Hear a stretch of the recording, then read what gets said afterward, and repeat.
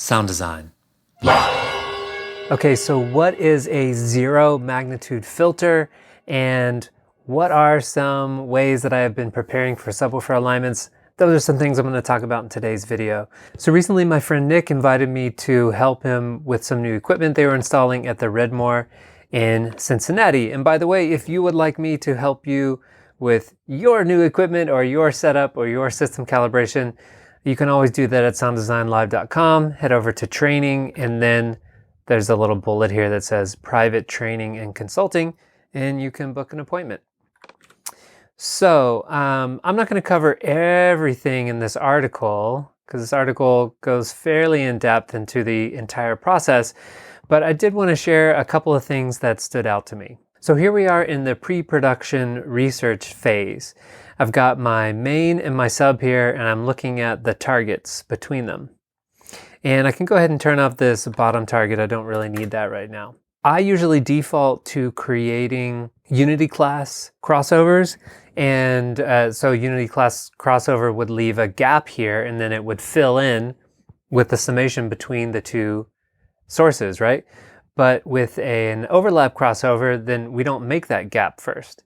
And sometimes I forget about overlap crossovers, but once I opened these two measurements and just did a little bit of EQ and gain to help them match the target, it became pretty clear right away that an overlap crossover would be a lot easier. And in fact, it was. I think I added like a millisecond of delay, and then we took a look at the sum, and that worked out pretty well. And then all I had to do was add one filter, and we've got a really nice match here for the target. So long story short, don't forget about overlap crossovers. Could be perfect.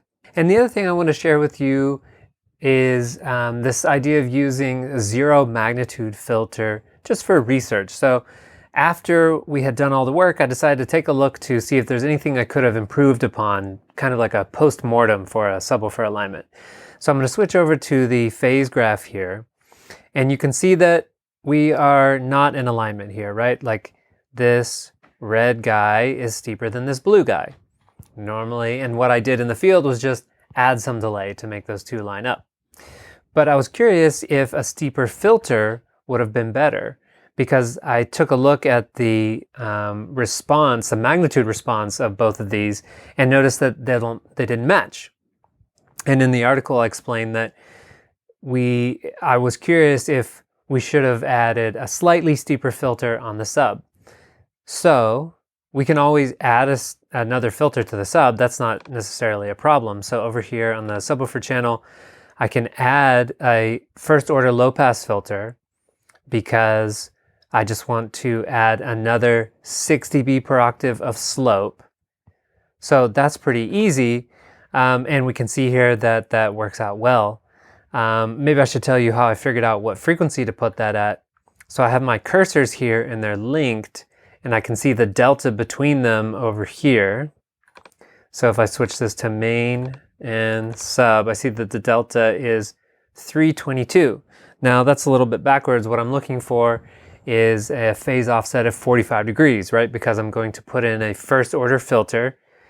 A first order low pass filter creates phase shift in the negative direction on the phase graph, 45 degrees at the cutoff frequency. So where do I need to put that? Well, I need to put somewhere where there's a 45 degree gap. So I basically grab these linked cursors and move them around until I find that 45 degree gap, and it's backwards on the display over here. So 360 minus 45 is 315. So I'm looking for something around 315. So I decided 85 Hertz looks good, and I put in that filter.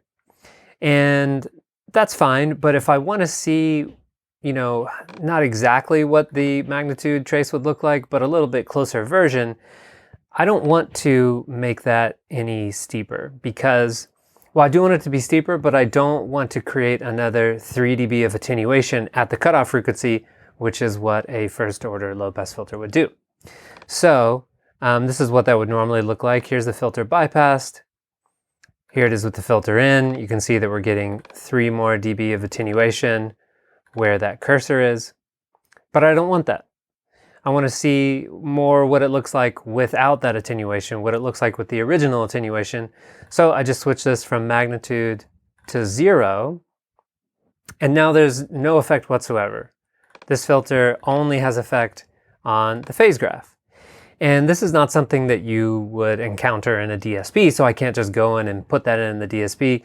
The only way you might encounter this in some hardware in the field would be maybe with an all-pass filter or with some variable architecture like you would find in an FIR filter.